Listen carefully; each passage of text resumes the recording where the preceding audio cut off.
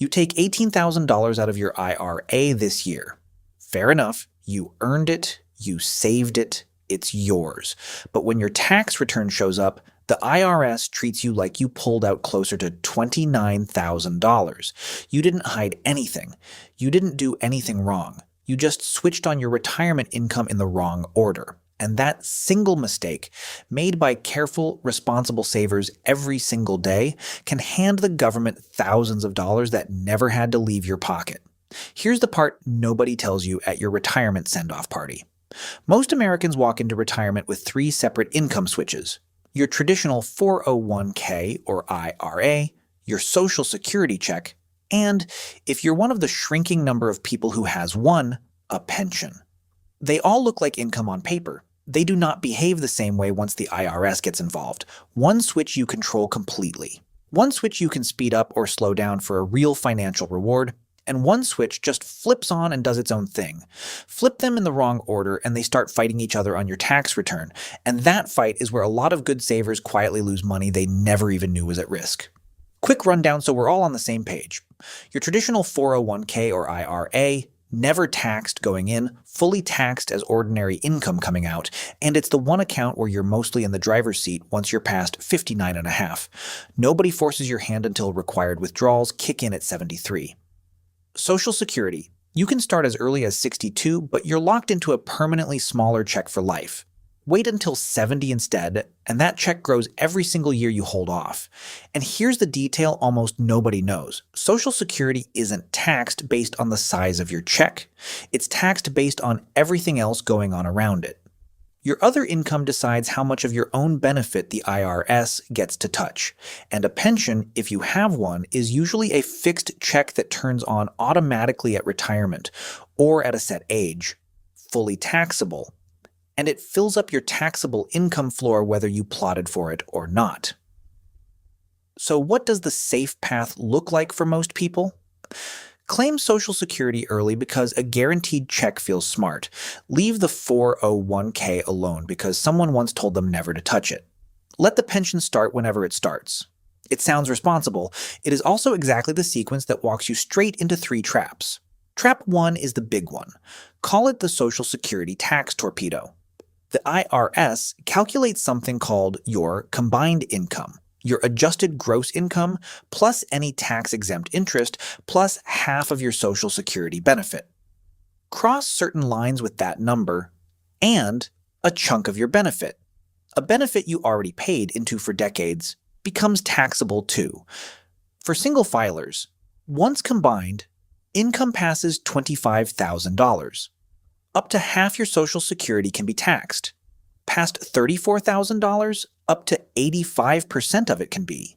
For married couples, those lines sit at $32,000 and $44,000. And here's the part that should really bother you. Those numbers were set in 1983 and have never been adjusted for inflation. Not once, while literally everything else in your budget got more expensive. Picture a single retiree sitting right at $33,000 in combined income, just under that $34,000 line. She pulls an extra $3,000 from her IRA to cover a home repair. That withdrawal doesn't just get taxed once. It can shove a slice of her Social Security into taxable territory right alongside it. So a $3,000 withdrawal quietly turns into several thousand more dollars of taxable income than she expected. Pull from the wrong bucket at the wrong moment, and you're not paying tax on your money once. You're paying it twice. Trap 2 hides for 2 full years, which is exactly why it blindsides people. It's called IRMAA, the Income-Related Monthly Adjustment Amount, and it means your Medicare premiums go up if your income runs too high. The twist: Medicare looks backward. Your premiums this year are based on your tax return from 2 years ago. For 2026, the first tripwire sits at $109,000 for single filers and $218,000 for married couples. Cross it by even a single dollar, and you don't pay a little extra. You get bumped into the next full surcharge tier, which can run a couple over $2,200 more a year. It's a penalty for a decision you made 2 tax seasons ago, arriving on a bill you didn't see coming. Then there's a quieter third trap for higher earners, the net investment income tax. Pull too much in 1 year and an extra 3.8% can stack on top of everything else once you cross $200,000 single or $250,000 married. Most people never touch this one. But it's proof of the same lesson. One oversized withdrawal can trigger taxes you didn't even know were sitting there, which is exactly why spreading withdrawals out matters so much. So how does an $18,000 withdrawal turn into $29,000 of taxable income? It's not that the withdrawal itself gets taxed at some brutal rate. It's that pulling it drags a chunk of your Social Security onto the return right alongside it. Here's a question worth sitting with for a second. Do you actually know your own combined income number right now? Not a guess, the real figure? Drop it in the comments if you've ever run this calculation, or tell me which of these 3 traps caught you off guard, because I'd genuinely like to know how many of you have already felt this one hit. And a quick note, this is for education, not personalized tax or financial advice. So run your own numbers or sit down with a professional before making a move. Here's the good news, and it's the opposite of what feels safe. Flip the order. Spend your most flexible money first. Delay Social Security as long as you reasonably can. Treat your pension as the floor you build around, not an afterthought. In practice, that means the years right after you retire, before Social Security turns on, you live off cash, a taxable brokerage account, and deliberate 401k withdrawals. Every dollar you pull before you claim Social Security cannot feed the torpedo, because there's no benefit on your return yet to drag along with it.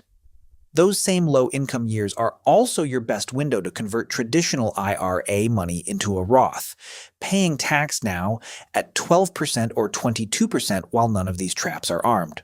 Roth money grows tax-free forever, and later withdrawals from it are invisible to all 3 traps. It doesn't count toward combined income, and it doesn't touch IRMAA. Think of it as 2 phases. Phase 1 runs from retirement to around age 70. Low income, lots of control, prime Roth conversion territory. Phase 2 starts at 70, when you claim Social Security at its highest level and live on a mix of that benefit. A traditional IRA you've deliberately shrunk, and tax-free Roth withdrawals. Because you thinned out the traditional IRA early, your required withdrawals at 73 stay modest instead of shoving you into these same traps later in life. Picture Linda and Mike. They retire at 63, and Mike's pension doesn't start until 66. For those 3 years, they live off their brokerage account and fill up the 12% bracket with Roth conversions.